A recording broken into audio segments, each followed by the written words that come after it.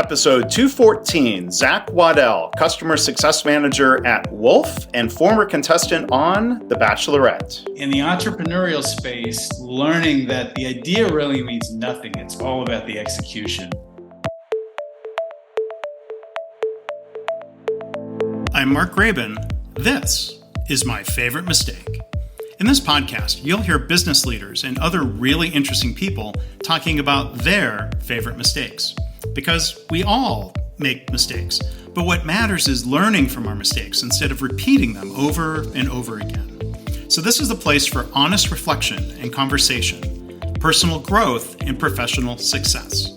Visit our website at myfavoritemistakepodcast.com. For links and more information, look in the show notes or go to markgraben.com/mistake214. Hi, I'm Mark Graben, and welcome to the most dramatic episode ever on My Favorite Mistake. My guest today is Zach Waddell. He is a customer success manager at Wolf. They are the first global collegiate higher education institution that allows membership for qualified new colleges through their software platform. So we'll talk a little bit about that business and other entrepreneurial ventures from Zach's career. But the other thing I'll mention is you may know from the way I introduced this episode, first off, episode 97, Anthony Trucks, who was my guest, he had previously been a contestant on American Ninja Warrior.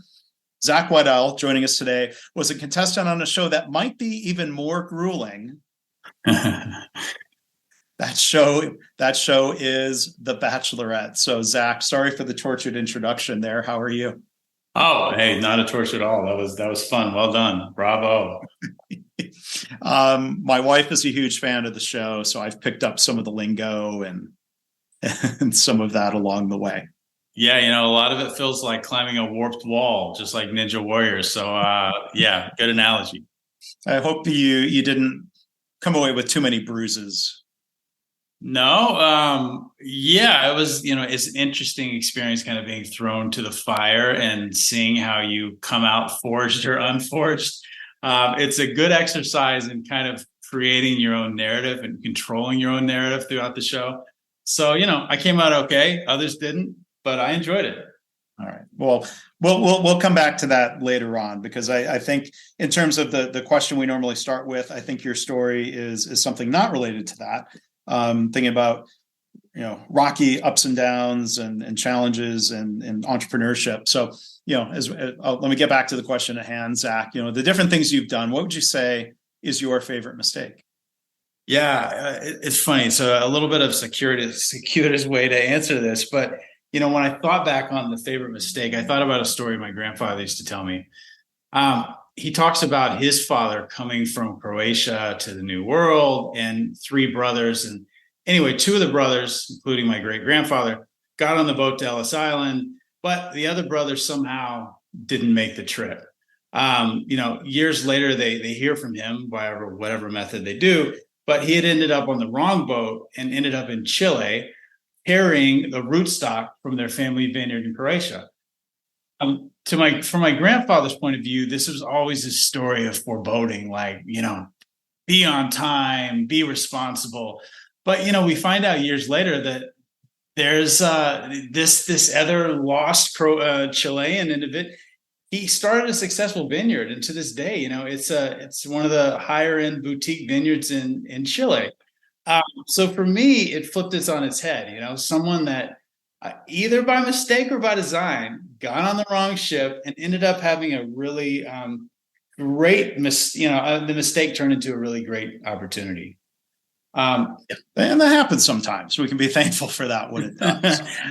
But for me, coming back to my story, I was I had a kind of a long transition, falling in love with ideas. And in the entrepreneurial space, learning that the idea really means nothing. It's all about the execution. And the way in which you execute is, that true iterative approach, going out, listening to the customers. And even though that was kind of built in the game plan for me, surrounding yourself with other founders that think the same way is so important. And, that was my kind of big mistake. So you're saying So maybe first off, like if you can give the example of the story you're thinking of here, what the idea was, what the company was, it'd be good to, unpack that a little bit. Yeah, sure. I think at the time, I come from an entrepreneurial background. My father was an entrepreneur, various degrees of successes and failures, as most entrepreneurs have. But I was in a position working for a large Fortune 500, Fortune 2000 company that was going under, and the ship was sinking. And like a lot of us were coming up with ideas of what's next. The markets weren't great. The job opportunities weren't great. And I had some ideas I've been working on for a while to start something new. Now, the people I were voicing these ideas to were people I worked with as an organization. They were all failing with the ship, falling with the ship. And they said, let's do this. So my first, unpacking that big mistake was not really vetting those individuals. It was mostly out of necessity that we came together. And we didn't really have time to take a breath and to say, is this the right group? Yeah. What I mean, say, were they the right individuals because they had certain functional or technical skills? Or are you thinking about vetting in terms of like shared values or approach to entrepreneurship? I think that's it. When you're the one that's been mulling over these ideas and building them for months and even years in this case, all that you've put into it comes across as, hey, this sounds exciting, but the ideas that were the backbone of it, for me, it were things like distributed leadership, new ways of approaching management in a way that wasn't as hierarchical. That was a big part of it. And, I had put together not hundreds, but large governance docs that, nobody really took the time to read or understand. Yeah. And that was also my fault in the execution of not like, hey, foregrounding this, let's all read this together and make sure we understand it. Right. Sure. Tell us about the idea and the company and how that got started. Maybe we can come back and talk more about like the culture and the people side. Is that okay? Sure. Yeah. So the company itself was in flat fee real estate. So there were very few companies at the time, and they were mostly very regionally located. My idea was to, start a flat fee commission real estate company that was based on your social network, people that you potentially know or trust to do the real estate transaction for a set flat fee. We all know that cousins and aunts and uncles, a lot of them have a real estate license or just aren't using it. And if you can find someone to, do the transaction for $3,000-$4,000, everybody comes out ahead. Yeah. And so that's certainly appealing compared to paying 6%, which is pretty standard. It's interesting how industries have these sort of just, standard fees. And I mean, it sounds, was it appealing to both sides of the transaction? Like what assumptions let me ask it this way. What assumptions did you have to test to see if that would fly? Yeah, good question. Of course it appeals to anyone, right? The disparity between the 6% and the flat fee not only is a lot easier to palate, but also when it comes down to the brass tacks of it all, it's difficult. What I wasn't really factoring in was the difficulty of moving realtors that are full-time realtors away from that model, no matter if there's a personal relationship involved or not. And I realized pretty quickly that the way to test this was to go out and become a realtor myself, go out and start using my own network to test. The disparity that was with the other founders was not everybody wanted to go out and do that, and that's where it started to break apart. Yeah. And so then what kind of cycles of learning were there then at least for you going out and putting that license to use, trying to test this model? Yeah. It was easy to tell a story. and it was easy people to buy in and understand the idea, but it was a lot more difficult breaking from the patterns of behavior within the real estate market. Also within the regulatory framework, I mean, there's some states that didn't even allow this to happen. So that was a big barrier that I had kind of scratched the surface on in my research, but not fully dived into it. And that's when it became apparent how difficult it was going to be to break the tradition. Yeah. So then, I'm curious, when you start seeing barriers like this, some of them very entrenched, very systemic, was there a thought process of trying to find a way to pivot or pulling the plug and saying, well, we tried, we learned some things, there's no shame in that, life goes on? Like, how do you weigh some of that decision then? Yeah, really good question. For me, having kind of fallen in love with the idea of what I wanted the business to be, it was something that I found meaning in doing or bust. So the pivot idea, which is where it turned, was something that I wasn't as interested in being a part of. And that's when I kind of made the departure. The company, to my knowledge, is still around. Okay. I think they're doing some sort of like reverse mortgage type of thing, which is, not the direction I originally wanted it to go. But yeah, those pivots are essential if you're in it for the long run. For me, it was more motivated for mission. Yeah. And that's where I departed. Yeah. So then I'd like to come back then. You talk about some of the people dynamic of did you have a team that was aligned with your view of how you wanted the company to be managed? So for one, if you could just kind of talk a little bit more about your thoughts and inspiration around being less hierarchical, like what influences you had on that and what you would have wanted to see in the company had it kind of gone the way you would have hoped. Yeah. I mean, I can think back at the time I was reading a lot of the Zappos stuff, the Inspiro group out of New Zealand. I was deep into that and saw the path towards a better way, but only in the way the stories were being told, not in the execution of it. I tried to put together, like I said, my own sort of governance stocks that were informed by what I was reading, but I never really had those powwows with others, members of the leadership team, to say, hey, let's make this work. Let's understand it together. Let's riff on it a little bit. It was just like, hey, it's just sitting in my folder in my Google Drive somewhere, and I'm silently trying to manage by it. Yeah. But I mean, is it fair to say, like, of all the things a startup is trying to do or figure out, how do we prioritize? Are we finding product market fit? Are we having to adjust? What experiments are we doing? Are we developing whatever platform you were maybe developing? I mean, I could see where stopping to talk about culture might sometimes feel like a luxury. Yeah. Or not top priority for the others. Yeah, I think so. And to be fair, it probably wasn't at the time.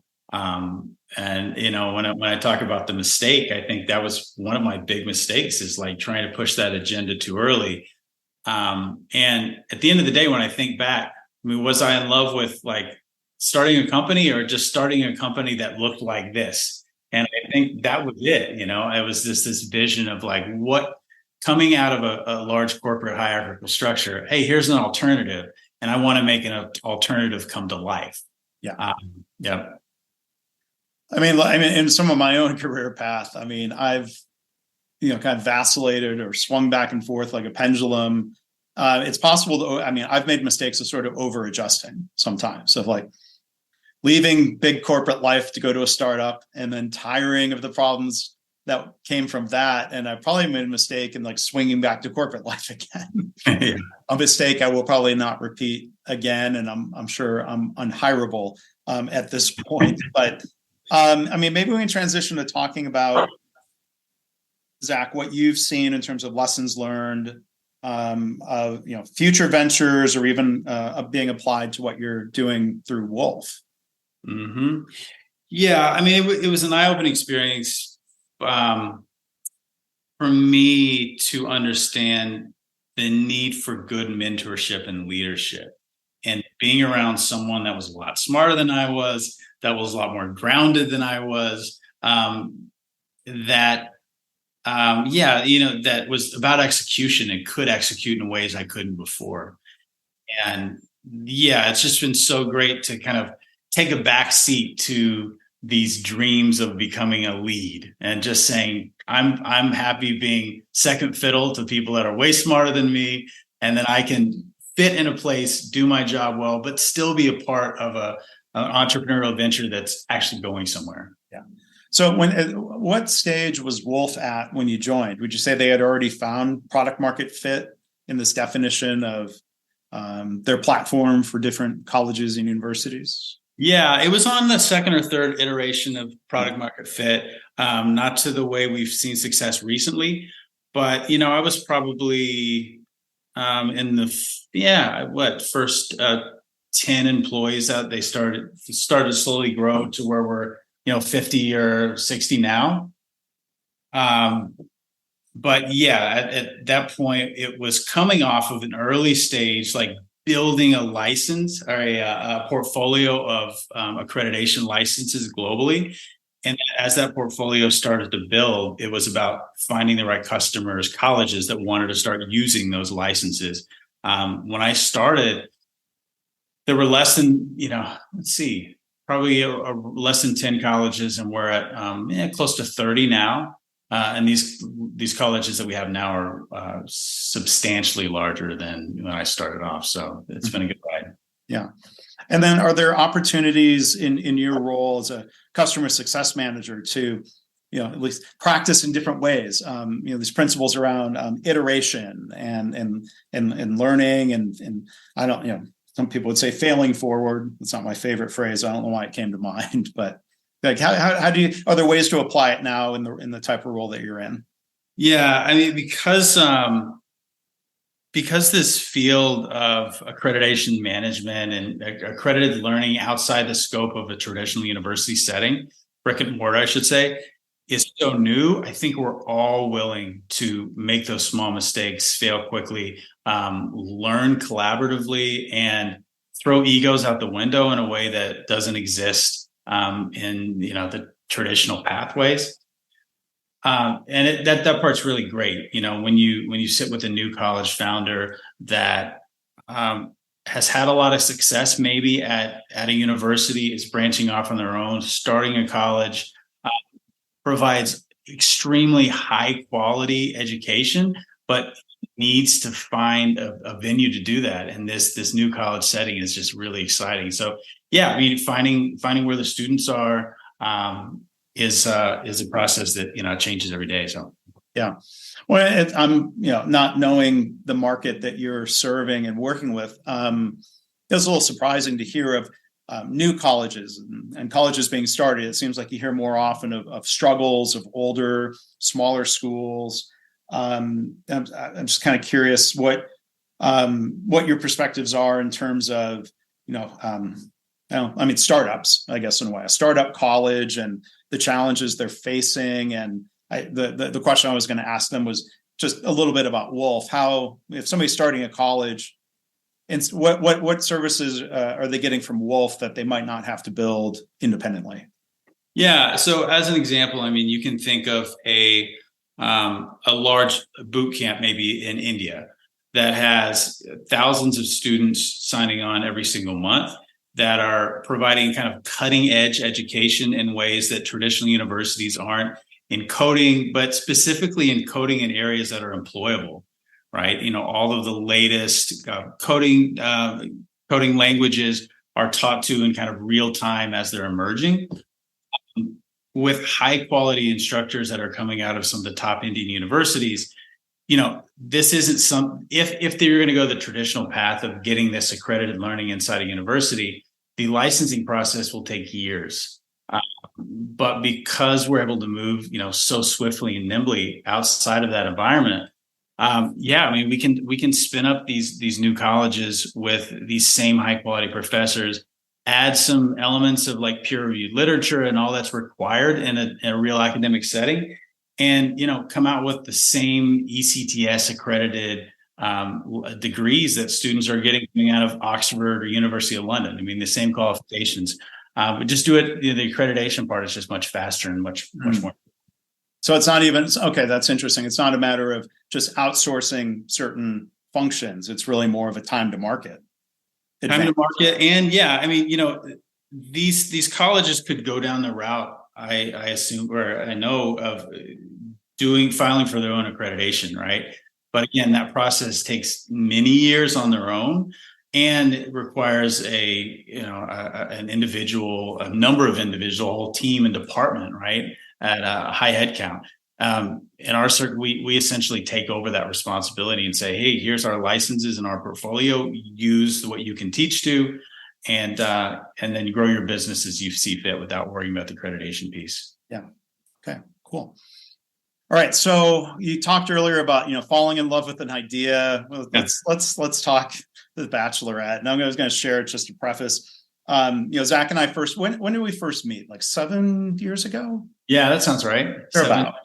Yep. Right. So we share some professional, kind of certification and interests around continuous improvement methodologies. And, there in the DFW area, there was this opportunity to meet, networking, compare notes. And, we're sitting there having breakfast, I think it was, and kind of sharing, my background, and Zach's going through his career. And so then casually throws out like, then I was on the Bachelorette, and then like, just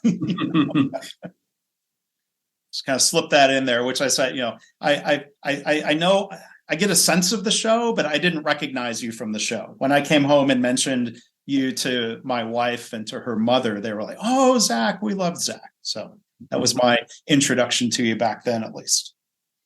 It's funny. The audience of that show, you never know who's watching. And I remember at the height of viewership, when I was coming off I was still working in oil and gas, and I would be down in South Texas at a small town at a gas station, and, guy coming in boots and a cowboy hat. Hey, aren't you that guy from The Bachelor? And well,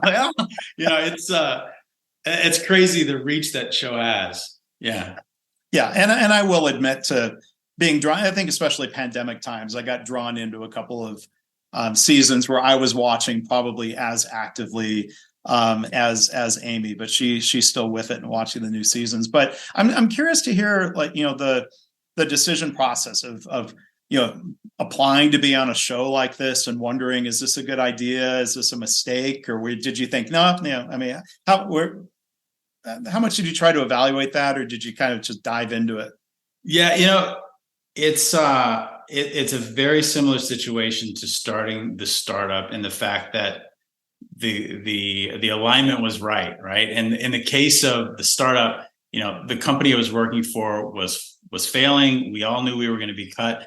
And this time, I was living in San Antonio, working in oil and gas. I was having a really hard time meeting people. And, I didn't have a lot to lose. My sister would say, you should try out for the show. I tried out, didn't think much about it. But when I got on, the risk was you're gone for a couple months, you travel the world, you get to hang out with other cool guys on the show, some not so cool. And, what do you have to lose? You may meet someone exceptional, but what you have to lose is the possibility. At the time, I was a consultant in oil and gas, so I was able to kind of move from a project and then come back hoping to find another. Yeah, so I didn't have a lot to risk at the time. And then, as my wife had pointed out, as she knew, Zach's sister Carly. Now, she had been a contestant on one of the women on a season of The Bachelor before you, right? So actually after. Sorry. Yeah, no, it's okay. During my show, she had the film crew had come to meet my family because the Bachelorette was coming to my house, and they met my sister and they said, "Oh, you should come on the show. You'd be really great." But the Bachelor for her season was going to be somebody from mine, right? Usually it's somebody within that pool.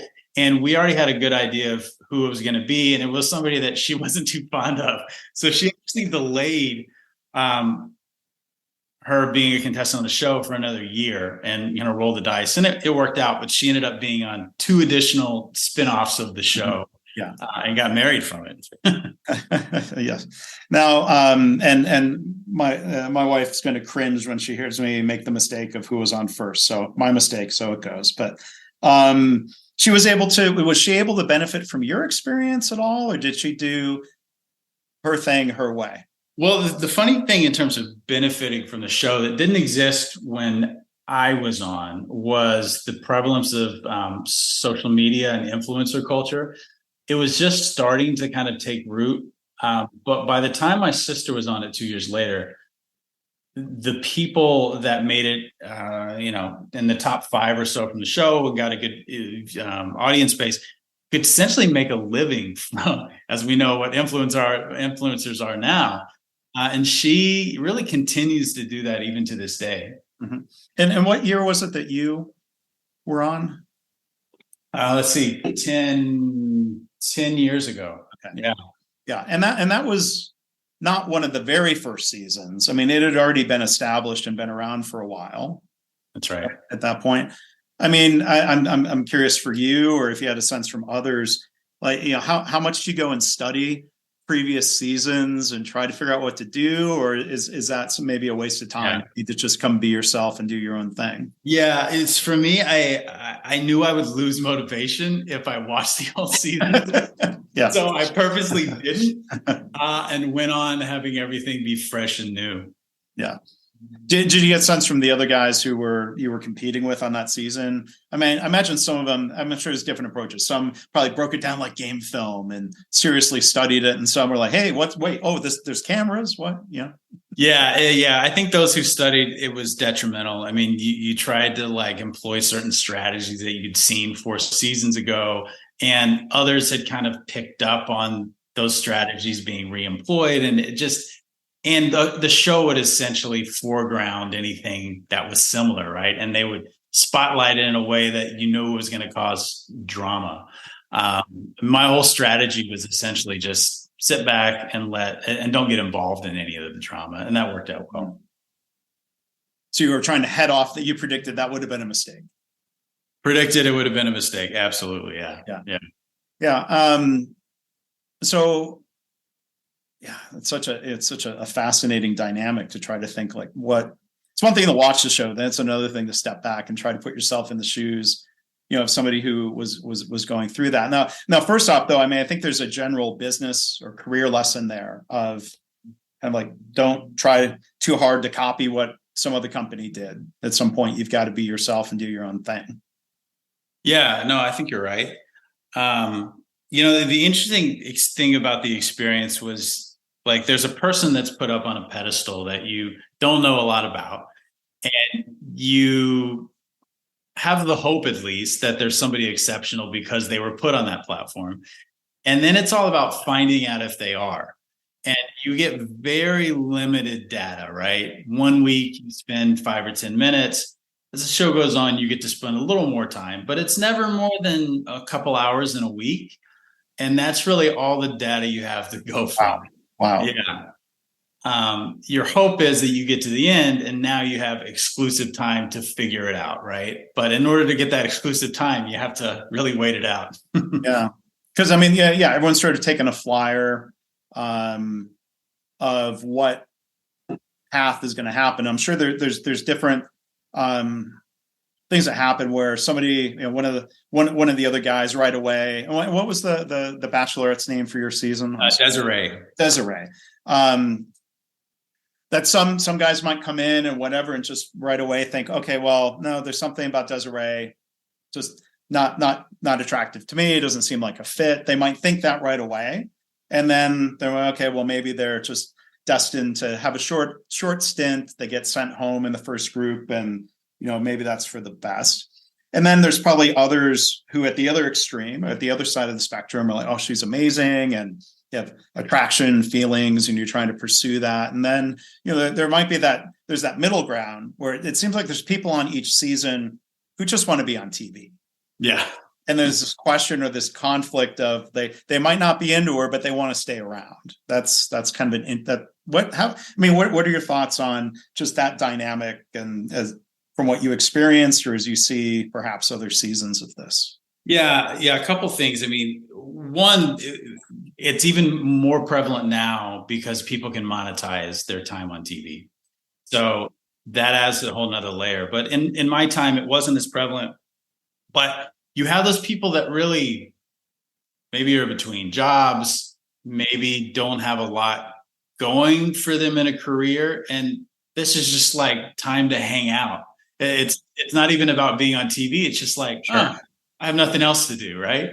And that, it adds a complexity to it because those individuals, from my experience, tended to kind of cause drama and yeah. Well, and it seems like, the different types of mistakes you mentioned, people trying to follow someone else's game plan. It's here. I'm going to ask you this because I've seen enough of the show to know like this never seems to pan out well. Like you can see a mistake coming where, let's say, I'll frame it in terms of a Bachelorette season where one of the guys is really behaving badly, being rude to everybody else, even being disparaging towards the Bachelorette. So this is bad. But then one of the other contestants decides, well, I need to go tell the Bachelorette what's going on. And that just always seems to backfire. Exactly. And, even let's say, person A has gone and told the Bachelorette, right? You have a conversation with her in 2 hours and you don't really want to bring it up either. She's heard it from everyone else. It's been the topic of conversation. She understands that part of the allure of the show is this drama, like sub thread, and that it has to happen. But yeah, you feel through sometimes the stimulation of the production crew, they'll throw in a question, right? And then all of a sudden you find yourself talking about it, even though you didn't want to. So there is that artificial aspect of it, right? That is certainly, and even comes so more in the editing. Well, so I was going to ask about those two. There's maybe three pieces there of the artificial nature of who the producers are selecting. And you can always tell there's certain types of like, oh, there's the troublemaker. They know that person's a train wreck, or there's that. And then there's what the producers might try to instigate, and then the way that it's edited. Like how do you think those three pieces contribute to this quote unquote reality television maybe not being really that real? Yeah, no, that's certainly their magic formula, right? And like you said, there's these certain archetypes that will always be built into the casting. There is this element of asking, interceding in situations to create the drama, and even more so kind of wearing you down into saying something, right? Because every day you're called in for probably an hour-long one-on-one interview with the producer, sometimes twice or three times a day. And their whole goal is to get snippets, little sound bites they can use. I took the approach of like just not giving into it and just glossing over, controlling my own narrative, essentially, right? Others don't. Like they'll have too much to drink, or they'll just be weak-minded enough to just let everything spew out. And then the editing part is the element you really have no control over. Yeah, you can be made to be a hero or a villain. So I guess going through that, at some point you say, well, I'm going to do my best. I can only control how I act, how they're going to portray it. I guess that's part of the risk of coming on a show like that. That's right. Yeah. You can only control so much. That's for sure. Yeah. If somebody came to you and said, hey, Zach, I'm thinking about going on this. Do you have blanket advice of either run away or, hey, go, if you want, go and do it? What advice might you give to someone because the show's still going on, they still want people to apply? Yeah. To me, it's completely a risk reward thing. If you have a lot going in your career, with friend groups and all these things that you're happy and content with, than take the long path and trying to meet someone special. If you don't have a lot going on, and maybe there is this element that because you have some exposure, that you do have a chance of meeting someone after the show, which is an element that I think a lot of people consider. But to me, it completely comes down to career. If you've got something going for you, if you're going to take 3 months off, the job's probably not going to be the same when you come back. You're going to be pushed out in some capacity. So don't take that risk if you have something going for you. Yeah. Because what was the time frame again? If someone gets sent home right away, that's how much time between arriving and departing, like real lifetime, not TV time. That's right. Yeah. I mean, I think the shortest you can be gone is probably a week. If you get sent home on that very first rose ceremony night, you spent about 3 or 4 days in a hotel with the pre-production stuff. Then you'd probably have a day after of production, and then you'd be sent home. But in the most extreme example, you'd be gone 3 months. Okay. If you go final. That whole 3 months. Yeah. And then, you finished 4th place in that season. You made it pretty far to the end. For people who don't know you and your story, if you wouldn't mind sort of just walking through a little bit about how The Bachelor ended, and then meeting your now wife that you have a family with. Yeah, good question. It was interesting. I was probably strung along with other contestants, but in terms of ending, I don't think you ever see it coming that when you get to those later stages that you're going to be kicked off. And when I was kind of shocked. I didn't think I would make it to the end, but I thought at least I would get one step further. You're looking at you're like, that guy made it? It's one of those things. I'm not going to ask you which guy you're referring to. Maybe some other time. That was the only shocking part. In terms of your on-camera reaction, there is, I think, a sense of responsibility you feel at that point, no matter how you feel, to show it up a little more than maybe what's inside. And I'm sure everybody feels this, but I think part of it's out of duty and respect for the Bachelorette in some way. Like you don't want to, come across as, okay, fine, I'm going home, right? And it's a little bit disrespectful for the real or simulated relationship that you've been a part of, right? So there's that. Coming home, you're in this weird about 2-month period between leaving the show and the show airing. And they scare you with all these clauses. Hey, you've signed here. If you talk about the results, you're going to get sued for whatever, 2 million or 3 million or something. And to make that even more complicated, at the time I was being told, hey, you're the favorite to become the next Bachelor, right? I'm sure other people are being told the same thing. So, you better be good. You better sit by your phone because we may be calling you at any time. Luckily, I had a good friend from the show that him and I spent a lot of time with, and he was being told the same thing. He ended up becoming the Bachelor. But I ended up meeting my wife, Elizabeth, during that period where I was, and when I met her, I was like, okay, like, even if I got the call, I don't know if I would take it. So it was a pretty easy decision when I met her. I mean, I was obviously really interested in meeting someone special, and then meeting her, it was a no-brainer. The timing was right, and we jumped into it. Now, I mean, it's one thing for Desiree and who I'd say it's right. I don't know the names. I should have done some research here. No, Chris. Yeah, Chris. Chatting about this, Chris, Desiree, and Chris. It's one thing that if they're still together, they have to try to keep that under wraps or quiet or no. But like for you, I don't know. Was there any? Did you think like, well, someone's going to see you out with Elizabeth and take pictures and say, okay, well, no, Zach didn't win. Yeah. At that point, I kind of didn't care. Okay. Sure. It was like, I would be held responsible for things I said, not as much being in a picture with someone. So I was fine like having that happen. And then, it's funny, all that being said, when everything was revealed, we would go on couples trips with Desiree and Chris and my wife and I think even before we were married. And the interesting thing was like the friendships were there between all of us, right?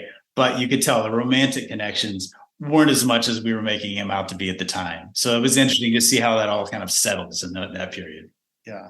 Yeah. Well, it's things work out for different people in different ways and different paths. And, so it's interesting to see. And sadly, I don't know the exact percentages, but it seems like, especially in earlier seasons of The Bachelor and The Bachelorette, the percentage of couples that actually went through with getting married was very low. Like Ryan and Krista from a season. And then it seems like there's been more of that recently. I don't know if that's something the producers, because they seem to really want to bank on, well, this isn't just a game show. People are getting engaged and married and having happy lives together. It seems like that's happening more. I don't know if that's by design or if there's other factors. I wonder. Yeah, I think it's by design and the fact that they will create this fairy tale Hollywood TV wedding for you. So you get all that comes along with that, and that will be foregrounded for TV. And then the divorces that happen afterwards kind of fall by the wayside, right? Which are just as prevalent. Yeah. Yeah. So I guess one other question I was going to ask just about some of those dynamics. You mentioned going on trips with other couples. Do you feel like there's sort of like a fraternity/sorority of people who've been on the show? And I guess there's probably a very different, well, maybe it is very much like a fraternity and a sorority, that guys like you who are contestants on the Bachelorette season, in a way you have a lot in common with the women who are competing for The Bachelor. But is there sort of a community or in a formal way, or you've got some people that you've met and you're friends with? Yeah, absolutely. Especially for the time right after the show, why people are still single, like they all benefit from kind of banding together and being a part of that community, that fraternity publicly to attract, right, for long-term relationships or short-term relationships. But there's certainly that benefit to it. But I've noticed that as people like myself get married and settled into family life, those fraternities start to kind of break apart in a way that, Well, there we go. Different stages of life, and sometimes you don't get to keep in close contact with your college buddies, whether it was fraternity or otherwise. So, right. Yeah. Well, it's fascinating to talk about these different aspects of entrepreneurship and Bachelorette. Just kind of thinking of taking risks, heading off, evaluating risk, heading off mistakes, bouncing back from mistakes. There's a lot of we're drawing connections there. I don't know, I'm going to put you on the spot. Like if someone were to say, "Hey, Zach, we want you to write a business book about entrepreneurship lessons from The Bachelor or The Bachelorette," is there anything that comes to mind? We could always brainstorm on a title later. I'm really putting you on the spot, but anything that comes to mind there. If someone were to say, "Hey, we're going to dangle this book contract in front of you," what would you say? I would say, don't read my book. Write your own book in real-time conversation with others. I think, to me, more and more, I'm realizing that's where the real knowledge is. It's just being engaged in the process of knowledge creation in real time as the world is changing. Don't be afraid to say the wrong thing, do the wrong thing, but be in conversation and community with others where it's okay to fail. It's very well said. I think that's a great note to end on there, Zach. Well done. So thank you for coming on and suffering through my semi-informed questions about the show. And, thanks for sharing, your favorite mistake story, and more importantly, lessons learned, and being open about that. I really appreciate it. Of course. Always great to talk to you. Enjoy this. Likewise. Thanks, Zach. Well, thanks again to Zach Waddell for a really unique and interesting discussion here. For more information about Wolf and more, look in the show notes or go to markraven.com/mistake214. As always, I want to thank you for listening. I hope this podcast inspires you to reflect on your own mistakes, how you can learn from them or turn them into a positive. I've had listeners tell me they started being more open and honest about mistakes in their work. And they're trying to create a workplace culture where it's safe to speak up about problems, because that leads to more improvement and better business results. If you have feedback or a story to share, you can email me, myfavoritemistakepodcast@gmail.com. And again, our website is myfavoritemistakepodcast.com.